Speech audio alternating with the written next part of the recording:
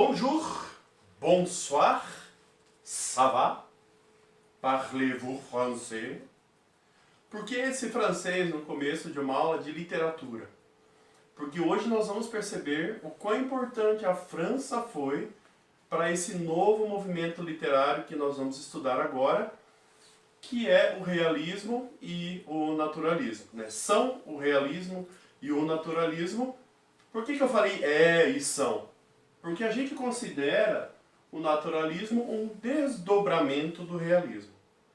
Então, só para a gente se posicionar numa faixa histórica que talvez não seja o ideal, mas que a gente pelo menos possa se encontrar em algum lugar. Então, nós viemos do quinhentismo, lá em 1500, na descoberta do Brasil, barroco, 1600, arcadismo, 1700, romantismo, 1800, ou século XIX, e agora nós chegamos no realismo, naturalismo, segunda metade do século XIX. Então essa caminhada histórica literária que nós fizemos, ela nos traz até esse momento histórico-literário, que é o realismo-naturalismo. Para começar, dá uma olhada nessa imagem. A gente tem lá no livro didático, inclusive, essa imagem. Ela tem como título O Velho Jardineiro. E o que a gente percebe artisticamente, imageticamente, nessa imagem aqui, nesse quadro do Emile Claus? A gente percebe muito próximo da realidade. Só a imagem em si? Não. Outras questões. Por exemplo, a gente percebe que há um homem descalço, sujo, obviamente por conta do seu trabalho. A gente percebe também que ele trabalha, provavelmente para alguém, para ele mesmo, talvez, mas ele trabalha. Então as relações de trabalho, as reações que essa imagem nos traz, ela nos faz pensar algumas temáticas muito importantes do realismo. Lembre-se que nós acabamos de estudar romantismo na primeira metade do século XVIII. E o que o romantismo trouxe? Ele trouxe uma explosão de sentimentos.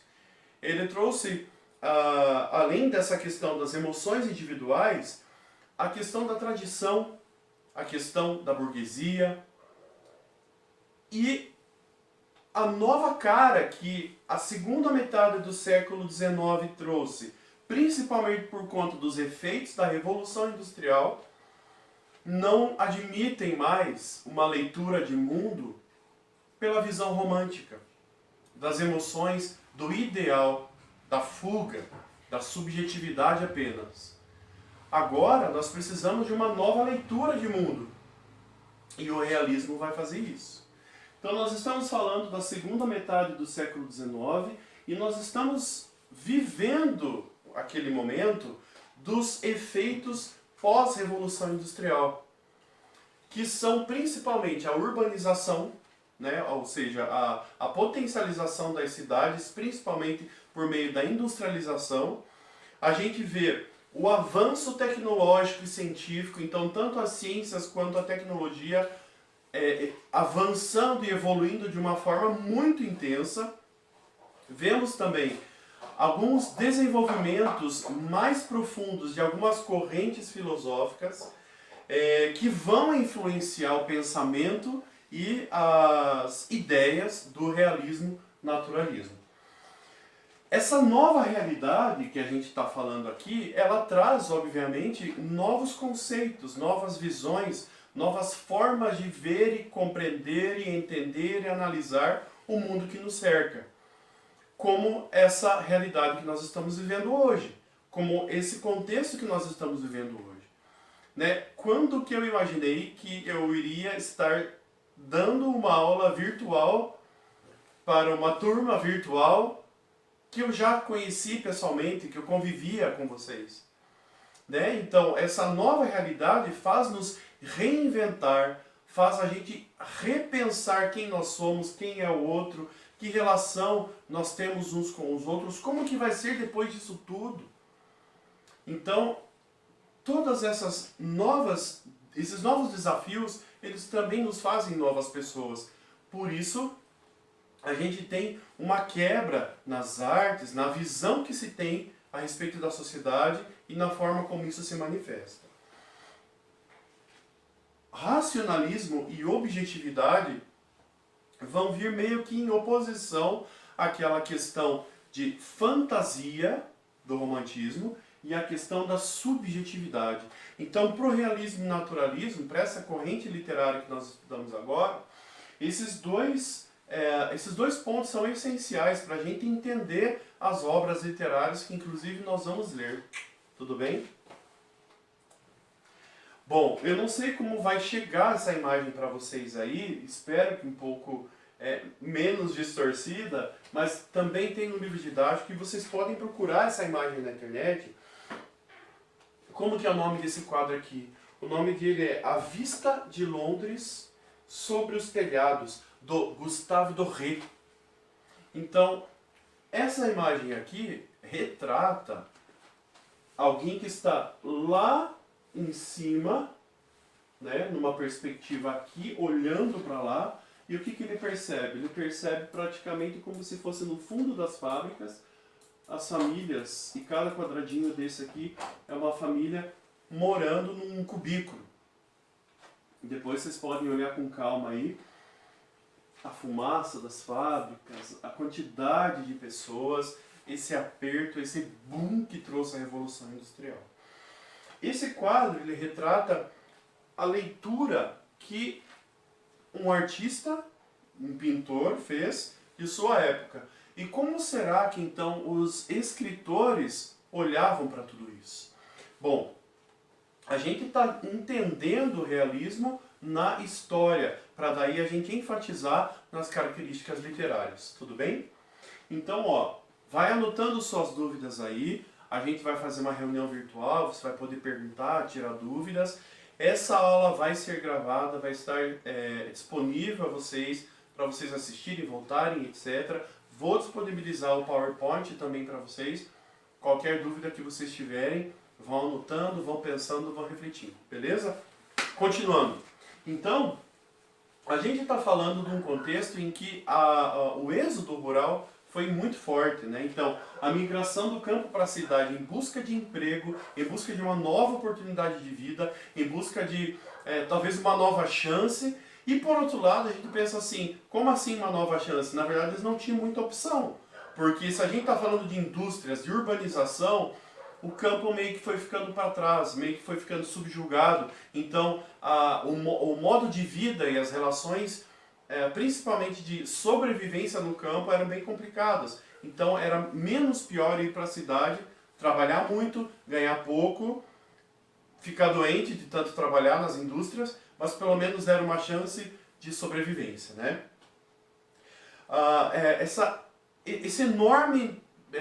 Esse grande número de pessoas, esse elevado número de pessoas que saíam do campo e iam até as cidades em busca de emprego, ele trouxe como muitas consequências, né? As principais delas são a pobreza e a miséria, porque, gente, nós estamos falando principalmente aqui de grandes centros da época, Paris, Londres, e mesmo sendo ricas e lindas e intensas, deixaram de ser, né, a capital do amor, como Paris era, a Torre Eiffel, para ser então a capital da indústria. As pessoas iam para lá por emprego, mas não eram poucas pessoas, eles não combinavam em grupinhos, todo mundo foi ao mesmo tempo. E mesmo Paris e Londres sendo imensas e grandes, elas não davam conta de receber essas pessoas, de organizar essas pessoas e de dar vagas de emprego para todas essas pessoas. Então a gente tem sim a pobreza e a miséria, ou seja, a gente tem os primeiros efeitos negativos da Revolução Industrial, que é a questão da marginalização daqueles que não conseguem entrar nesse novo sistema revolucionário da indústria. A gente tem um paradoxo muito grande aqui. A gente tem o grande desenvolvimento industrial e tecnológico, só que, por outro lado, a gente tem uma baixa qualidade de vida para a população, inclusive para os trabalhadores. Pessoal, isso aqui, só fazendo um parênteses e dando uma dica para vocês, um argumento muito interessante para vocês usarem nos textos dissertativos argumentativos. Lembra que eu dei aquela dica para vocês de vocês fazerem essa retomada histórica? A Revolução Industrial ela cabe em muitos temas, porque a Revolução Industrial ela traz consequências sociais. E como normalmente, principalmente no Enem, as temáticas elas giram em torno de um problema social e pedem uma solução da sua parte, talvez esse resgate histórico que você faça falando da Revolução Industrial seja bem legal. Beleza? Então essa foi a dica. Seguindo aqui, então, esse paradoxo, essa antítese que a gente tinha de um desenvolvimento industrial, de uma tecnologia avançada para baixa qualidade de vida para as pessoas, exige um novo modo de organização e também um novo movimento do mundo agora, principalmente, ressaltadamente, capitalista. Esse mundo em mudança, ele é um reflexo das fábricas. Né? Quem de vocês já foi até uma fábrica, ou quem de vocês já assistiu aquele filme Tempos Modernos, do Charles Chaplin? Então o que nós vemos lá? Nós vemos produção em série, né? Várias peças juntas, e a rapidez, e a velocidade, e a quantidade, tudo isso marcadamente vai refletir na sociedade também, vai refletir no mundo que agora é mais rápido e mais constante. Imaginem vocês usavam carroças e cavalos naquela época. Não vocês, né? Desculpa, talvez os tataravôs de vocês, os trisavô. Mas de uma carroça para um carro. Né? Olha a questão da velocidade, a mudança que se tem. Isso vai se refletir em várias áreas da vida. Como, por exemplo, intensificar as desigualdades. Em que sentido que as desigualdades são intensificadas? A gente tem esse paradoxo da indústria da tecnologia e da qualidade de vida da população, e por outro lado a gente tem o quê? O grande número de miseráveis e marginalizados crescendo, em contraposição aos grandes lucros das grandes fábricas, das grandes empresas, dos grandes investidores. Essa reorganização do mundo do trabalho, ela traz algumas reflexões, não só de ordem trabalhista, mas também de ordem filosófica, sociológica, geográfica, ordem biológica, ordem científica. Então, toda essa revolução industrial, por isso que a gente chama de revolução industrial, ela traz uma mudança ímpar no mundo, nas relações, em todas as relações humanas. Homens e máquinas, né, por exemplo. As contradições sociais, que são essas que a gente está tentando, né, pontuar, ressaltava a difícil vida dos pobres. Então, para você ter emprego, você tinha que se submeter a talvez um trabalho não digno, um trabalho insalubre, para você poder sustentar a sua família. A gente sabe que não tinha uma conscientização da questão parental, da questão de ter vários filhos. Aliás, lembre-se que nós estamos falando de pessoas que vinham do campo. E para que você tenha sucesso na agricultura, você tem que ter gente que trabalhe para você, ou seja, filhos. Né? Então os filhos trabalhavam para os pais. De repente todas essas pessoas, todas essas famílias vêm para a cidade, e daí? Como sustentar esses filhos que você colocou no mundo? Levavam para a fábrica também. Ué, mas menor de idade pode trabalhar? Quantas horas pode trabalhar? Mulher trabalha, não trabalha? E mulher grávida tem hora extra, feriado, fim de semana? Então tudo isso começou a se pensar. Quando a gente fala em direitos trabalhistas, pessoal, aqui que começam as discussões, ok? Os textos realistas ou naturalistas, eles vão refletir todos esses conceitos aqui, ok? Nesse momento também, por conta de tudo isso que eu estava falando para vocês, as questões de relações de trabalho, etc., a gente tem uma das teorias mais relevantes, uma das doutrinas mais relevantes, uma das ideologias mais relevantes sociais até hoje na história, que é a questão do Manifesto Comunista proposto por Marx e Engels. Então, Marx, no Manifesto Comunista, né, e Engels, eles discutem o quê? As relações de trabalho e produção e também as condições de vida por trás do trabalho e da produção. E para eles, o que eles acham? Eles acham que isso tudo só é possível ser mudado ou modificado por meio de uma rebelião. Que rebelião? As classes operárias se revoltando contra esse sistema capitalista, e se for o caso, né, a gente teve revoltas armadas aí, talvez você tenha que matar o seu patrão, se rebelar contra a burguesia, se colocar contra mesmo, se posicionar contra aqueles que te oprimem.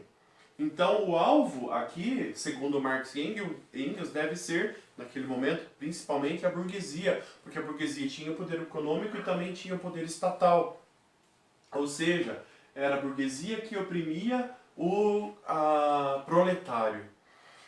Portanto, existe uma proposta de uma luta de classes por meio da revolução dos oprimidos. Então os oprimidos eles passam agora, talvez, a ser os opressores, não sabemos. Mas para Marx, os oprimidos, depois de uma revolução, e se necessário, por meio de sangue, por meio de luta mesmo, vai se constituir então uma sociedade comunista, que é utópica. Por que utópica? Porque para eles seria uma sociedade justa, igualitária e sem exploração.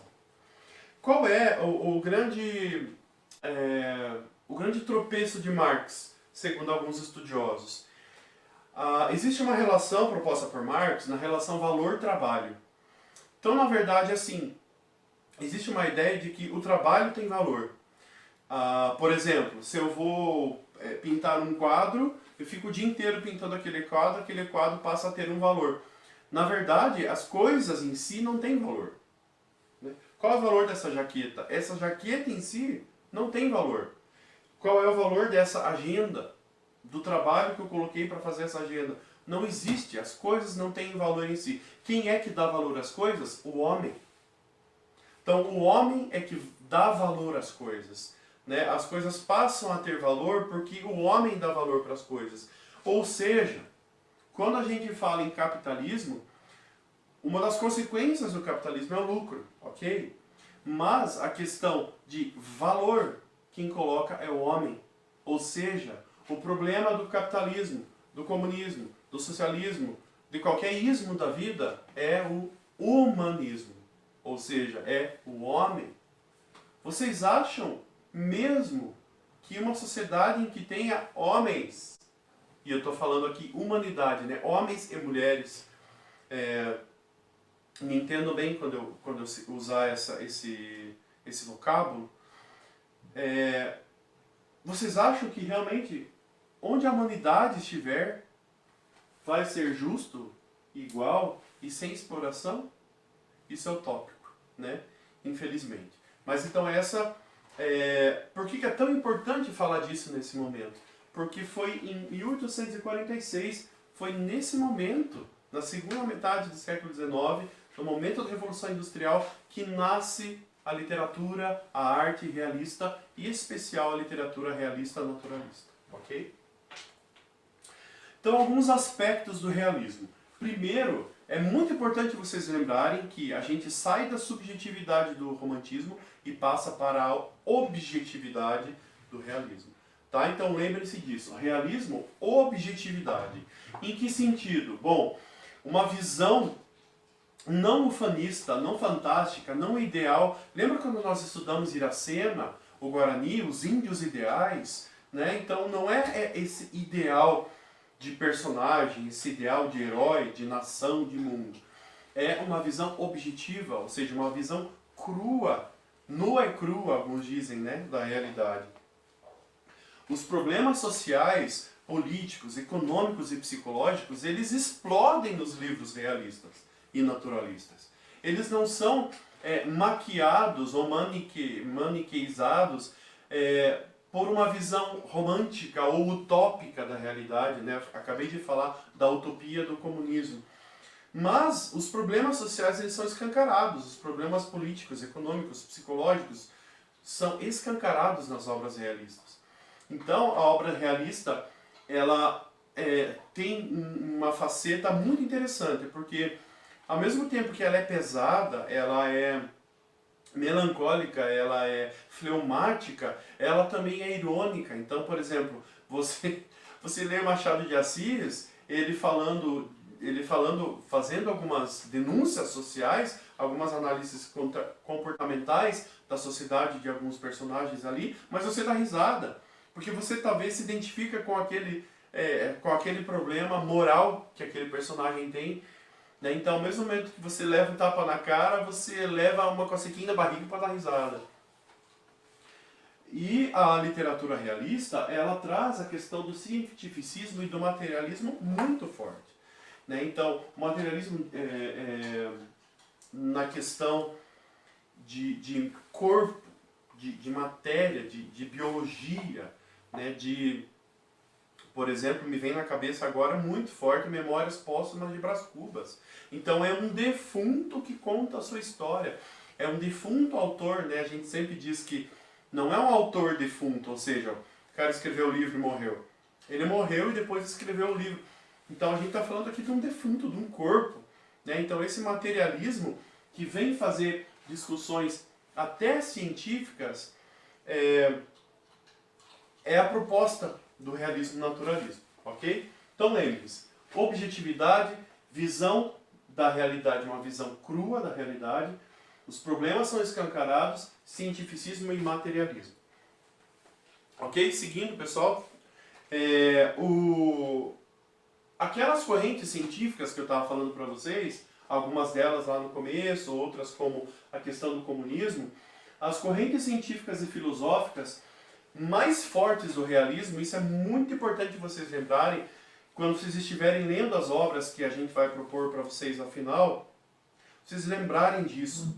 Uma delas, a primeira delas, é o determinismo proposto pelo Taine. Então, o que ele vai dizer sim? Ele vai dizer que o comportamento humano, né, o comportamento da humanidade, é influenciado pelo meio social, pela raça do indivíduo e pelo momento histórico em que ele vive. Ou seja, se você nasceu pobre, negro, no século XIX, provavelmente você vai ser hostilizado porque a escravidão lá no começo do século ainda tinha resultados, ainda tinha resquícios.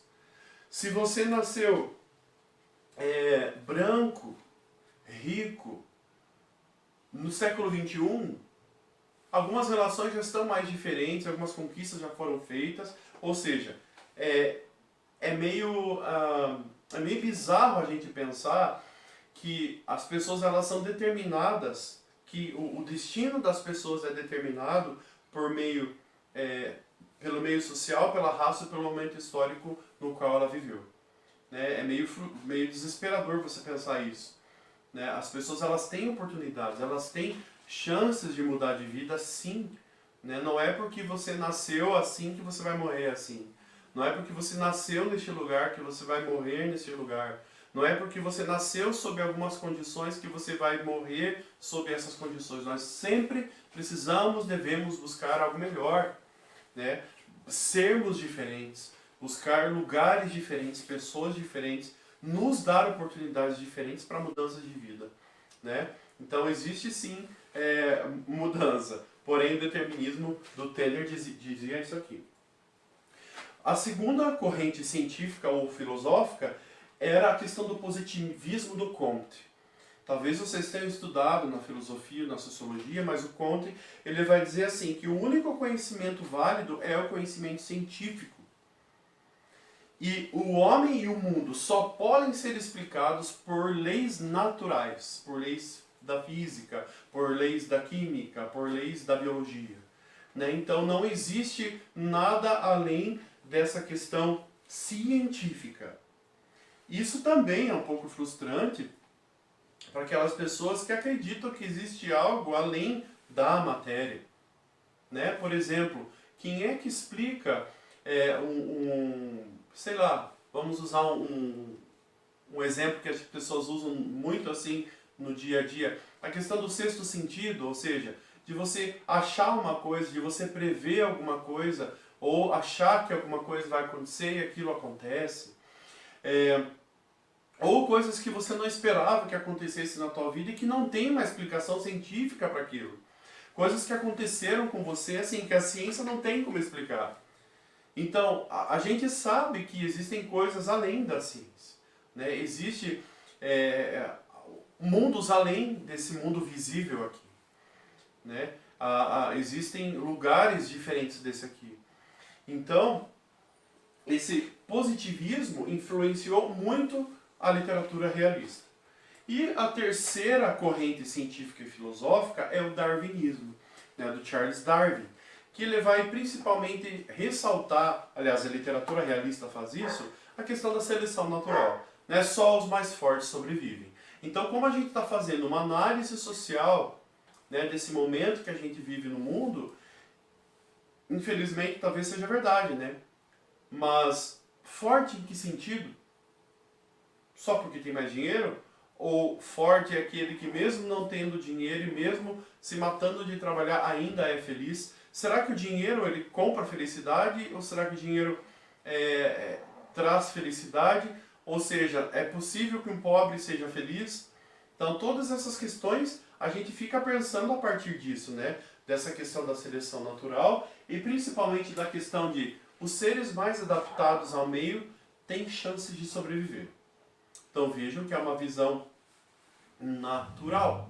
A gente está falando aqui de natureza, né? Então só os mais fortes sobrevivem. Então essas três correntes vão influenciar muito a perspectiva dos escritores do realismo. O determinismo do Taine, o positivismo do Comte e o darwinismo do Charles Darwin, ok?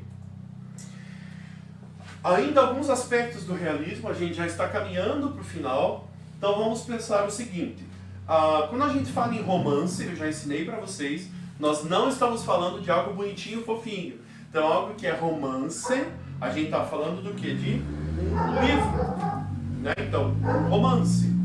O romance documental no realismo vai ser o quê?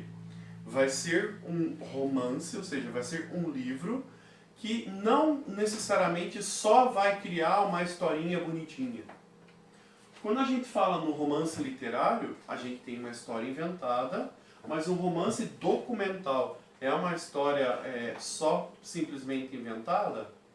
Então pensem nisso, realismo e naturalismo vai falar sobre algo documentado, sobre algo que foi registrado fiel e objetivamente. Uma visão da realidade.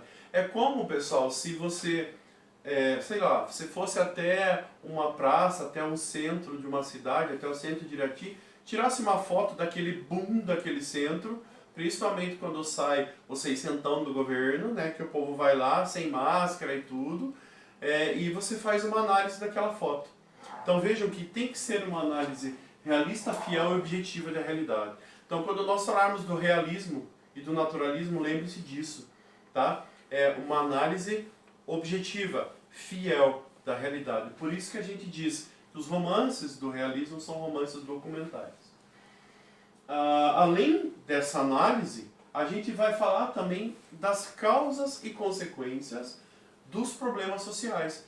Ou seja, o escritor realista, ele não vai só fazer essa análise fria, objetiva e fiel e natural e material da sociedade, mas ela também vai tentar descobrir quais são as causas e quais são as consequências desses problemas sociais. Como? Por meio da observação. Então você observa a realidade. Alguns dizem que Machado de Assis pegava o seu caderno, sentava lá na praça do Rio de Janeiro, talvez até de São Paulo, dos grandes centros, e ficava analisando as pessoas e fazendo as suas anotações. Diz que muitos personagens que Machado de Assis retrata tiveram esse tipo de inspiração. Então, a observação da realidade, você observar a sociedade e você fazer uma análise dos fatos. Então, por que essas coisas acontecem na nossa sociedade? O escritor realista, ele também tem como objetivo expor problemas. Então, muitas vezes, vocês vão ver que não existe uma reflexão sobre aquilo que aconteceu, sobre algo ruim que aconteceu. Simplesmente um problema é exposto e a análise é mais objetiva, tá? A gente está falando de causa e consequência. Não tem nada espirituoso, não tem nada filosófico nesse sentido. É mais expor e saber causas e consequências. O que tem de questionamento é um questionamento mais reflexivo, porque a partir daquilo que é exposto, o leitor, principalmente, ele questiona algumas coisas, questiona algumas normas da sociedade, questiona algumas condutas de alguns personagens ou de algumas pessoas que são retratadas ali nos romances. E por fim, existe uma denúncia de alguns desequilíbrios que nós temos na sociedade. Por exemplo, a questão do casamento, a questão da fidelidade conjugal. Então a gente vai ver, por exemplo, lá em Dom Casmurro, né, a grande discussão se Capitu trai ou não trai. Mas Bentinho leva Capitu a trair ou não existe isso? A questão é simplesmente o Bentinho acha que talvez ela possa traí-lo porque ele não é seguro o suficiente no seu casamento. Então tudo isso é discutido. Isso é um exemplo de um livro que eu dei a vocês, né? Ok, pessoal? O que a gente tem de importante também para falar do realismo? O Honoré de Balzac, lembra do bonjour, bonsoir lá no começo da aula? Então a gente tem vários nomes franceses aqui. O Honoré de Balzac, ele publica um livro em 1837 chamado Ilusões Perdidas. E o Gustave Flaubert, ele escreve uma obra chamada Madame Bovary. Em especial, sobre Madame Bovary, o que a gente tem aqui? Lembra que eu acabei de falar para vocês sobre essa questão da observação, de expor problemas, de questionar condutas, denunciar desequilíbrios. Então a gente tem a história de Emma, uma mulher sonhadora, forte, que se casou com um médico. Daqui a pouco eu continuo contando para vocês. Os personagens dos livros, eles são tipificados, ou seja, a gente tem personagens tipo, caricatos. Quem de vocês já viu uma caricatura? Né? Então o que você faz numa caricatura de alguém, por exemplo, que tem o nariz grande? Então normalmente nas caricaturas o nariz ele é ressaltado. Num gordo, numa caricatura, normalmente a pancinha do gordo aparece. Então as caricaturas elas ressaltam algum ponto muito estratégico. E essa é a ideia dos personagens tipificados na literatura realista, tá? Quando vocês forem ler que a gente vai sugerir, ou uma delas, vocês vão perceber isso, tá? Por exemplo, tem o patrão, o empregado, o jornalista, o burguês, a prostituta, o ladrão, o bêbado, o negro, o escravo, o marginalizado. Então, os personagens são tipificados, tá? São caricatos. A linguagem, como que ela é? Ela é simples e direta. Claro que nós estamos falando de livros do século XIX, então não é assim que vocês vão pegar um livro e vão conseguir fluir uma leitura fácil com vocabulário mais atual. Não, nós estamos falando de um vocabulário mais antigo, mas a linguagem em si ela é simples e direta. E os temas principais dos livros vão ser aquilo que a gente estava discutindo desde o começo, quando nós falamos dos aspectos históricos do realismo, como, por exemplo, a exploração do trabalho, a desigualdade social, a traição, o adultério. E quando a gente fala em traição, a gente não está falando só da relação marido e mulher, a hipocrisia, principalmente da burguesia, a corrupção. Aliás, a hipocrisia também do clero é muito criticada no realismo. A miséria, a prostituição, a mentira e já falei, né, o anticlericalismo. Então existe uma crítica bem forte ao clero, à hipocrisia, principalmente eles criticam aqui dos cristãos da Igreja Católica, né? Então as origens do realismo A principal delas, que eu preciso que vocês guardem, é lembrar do Gustave Flaubert, da Madame Bovary. Olha que chique isso, tenta falar isso. Gustave Flaubert e Madame Bovary. Fala, amor. Gustave Flaubert. Gustave Flaubert, Madame Bovary. Muito bem, perfeita. Então, a gente tem esse livro inspirando escritores do mundo inteiro. A gente vai, na próxima aula, falar sobre o realismo no Brasil. Então, lembrem-se do Gustave Flaubert, com a Madame Bovary. E lembra que eu comecei a contar para vocês a história da Emma, que é a personagem principal do Madame Bovary. Então, a Emma Bovary, ela é uma mulher bela, sonhadora, muito dedicada ali à sua família, ao casamento, e muito... ela é uma leitora ávida do romantismo, então ela lê as histórias românticas e ela idealiza um casamento perfeito. Só que o marido dela, o Carlos, é um médico totalmente apático, totalmente passivo, e ela se vê frustrada no casamento. E qual que é a grande solução dela para melhorar o casamento dela? Ela começa a ter romances extraconjugais.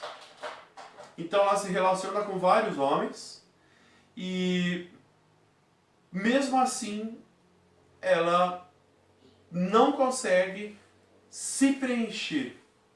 Tanto que ela tem um final bem trágico. Eu não vou contar para não dar spoiler, mas quem se interessar, dá uma buscada nesse livro. Então esse livro vai inspirar todos os escritores realistas do mundo todo. Ok, pessoal? Então, ó, uma respirada agora. Até aqui, se vocês tiverem alguma dúvida, nós fizemos o quê? Uma introdução sobre o realismo, um contexto histórico do realismo, os aspectos, as principais características e alguns exemplos de obras que inspiraram os outros escritores realistas do mundo. Na próxima aula, nós vamos ver o realismo no Brasil. Antes de chegar ao Brasil, nós vamos fazer uma paradinha em Portugal, que é de onde nós herdamos a herança literária, cultural também, né? Muito bem. Quem é o expoente do realismo em Portugal? É o Eça de Queiroz. Então, o Eça de Queiroz, o que ele tem de mais forte na literatura dele é a questão da ironia mordaz. O que é mordaz? Ele mordia? Não, nada a ver. Mordaz é muito forte, né? Então ele era muito irônico. A ironia dele era pesada. Tipo o que vocês fazem com os colegas na sala de aula, né? Tirando o sarro do Davi, do Murilão, de quem? Do Gordinho, do Chapuz, que chama de beiço, de quem mais? Todos esses deboches que vocês fazem, essas ironias aí, o Eça de Queiroz ganhava de vocês, com certeza. Então, o realismo em Portugal, fortemente pelo Eça de Queiroz, com a sua ironia, fazia o quê? Criticava os valores e instituições portuguesas. Alguns dizem que ele se frustrou, ele se desencantou totalmente com Portugal mesmo, com a sociedade portuguesa, tanto que nos livros é muito forte a questão da descrença da sociedade portuguesa por parte de Eça de Queiroz. E a gente está falando aqui do escritor, mas a gente vê tudo isso muito manifestado fortemente nos narradores das histórias. Lembre que é muito importante a gente diferenciar escritor de narrador, né? Então, por exemplo, quando a gente está falando lá do Dom Casmurro, não é o Machado de Assis que é o Dom Casmurro, né? Então, Machado de Assis, como escritor, criou um narrador personagem que é o Dom Casmurro. Qual era o objetivo de toda essa crítica, de toda essa desilusão? Era tentar corrigir a sociedade do seu tempo. Corrigir em que sentido? Naqueles problemas sociais que a gente já viu antigamente. Traição, hipocrisia, adultério, roubo, golpes, ok? Infelizmente, tudo isso continua e talvez mais fortemente na nossa sociedade, né? As obras principais do Eça de Queiroz, eu destaquei O Crime do Padre Amaro, O Primo Basílio e Os Maias, que inclusive já viraram produções globais, né? Então a Globo já fez minisséries com... eu lembro muito forte dos Maias, quando eu era adolescente saiu essa minissérie, mas também já tem filmes e teve séries do Crime do Padre Amaro e do Primo Basílio. Então lembre-se, Eça de Queiroz ele é muito importante porque ele vai influenciar diretamente a literatura brasileira, que a gente vai dar ênfase no Machado de Assis. Ok? Pessoal, as dúvidas vão anotando, vão perguntando e a gente já está terminando. Ok? Falamos do realismo. A gente chega no naturalismo. O que a gente tem de comum entre realismo e naturalismo? Praticamente tudo. Ou seja, eu falei lá no começo, lembra? O naturalismo é um desdobramento do realismo. Ele é um aprofundamento do realismo.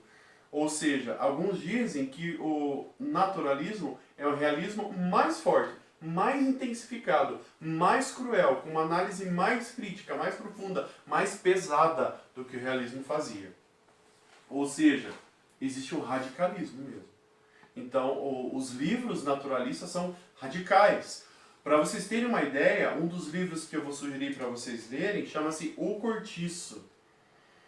E, gente, os homens e as mulheres ali desse meio social, eles são animalizados. Para vocês terem uma ideia, a descrição dos personagens usa-se animais para descrevê-los. Né? Então, tal pessoa tomava água como um cavalo, tal mulher dançava como uma cadela. Então, assim, é muito forte isso, né? Existe esse radicalismo, até do zoomorfismo, né? Um tema que a gente vai discutir daqui a pouco. Existe um responsável por isso, que é o Émile Zola, ou Zola. O Émile Zola, ele fala o quê? Que a literatura tem que estar servindo à ciência. Ou seja, a literatura é subordinada à ciência. Então não basta você simplesmente descrever literariamente um personagem, mas ele tem que ter dados científicos para isso.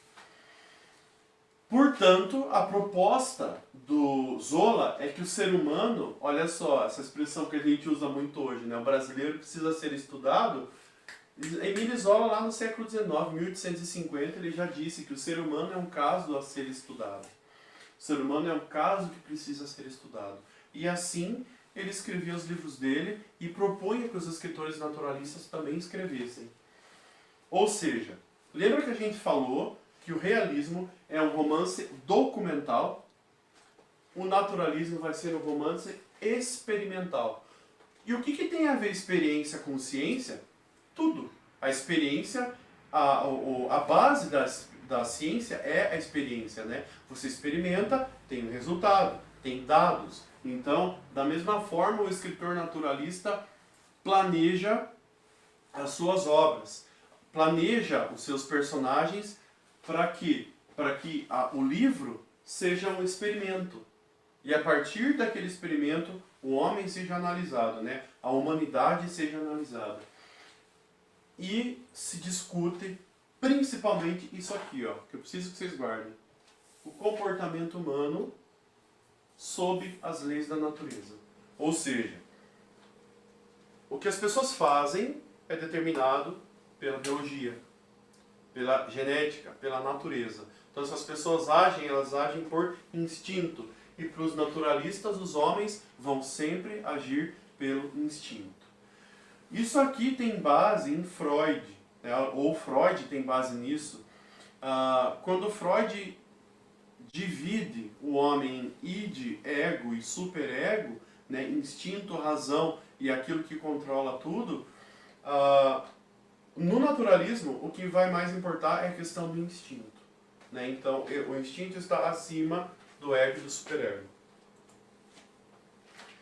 Portanto, a palavra principal aqui é determinismo. Então o homem está determinado a ser assim, e ele vai ser assim e vai fazer assim porque ele é um animal. O homem é um animal e, consequentemente, ele é determinado a agir assim. Os personagens dos livros naturalistas, eles são influenciados pelo ambiente sociocultural no qual eles vivem, inclusive a sua ética e a sua moral. E, gente, isso aqui, de novo, né, existem teorias modernas que falam isso. É desesperador você pensar que não existe chance, não existe oportunidade para as pessoas serem diferentes, procurarem coisas diferentes, né? Que você não pense assim, hein? E por sua hereditariedade, ou seja, eu sou assim porque meu pai é assim, eu também vou ser assim. Não, né? Não existe essa coisa de herança histórica e tampouco recompensa histórica.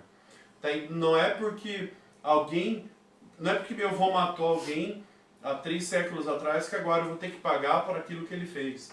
Então não existe isso, né? Porém, no naturalismo, eles têm base para isso, e nos livros, do jeito como é colocado e amarrado, você quase que acredita nisso. Tanto que a dimensão que se dá para a obra é até patológica. O que tem a ver, o que é patológico? É doente, né? É doença. Então essa dimensão doentia da existência do homem é tratada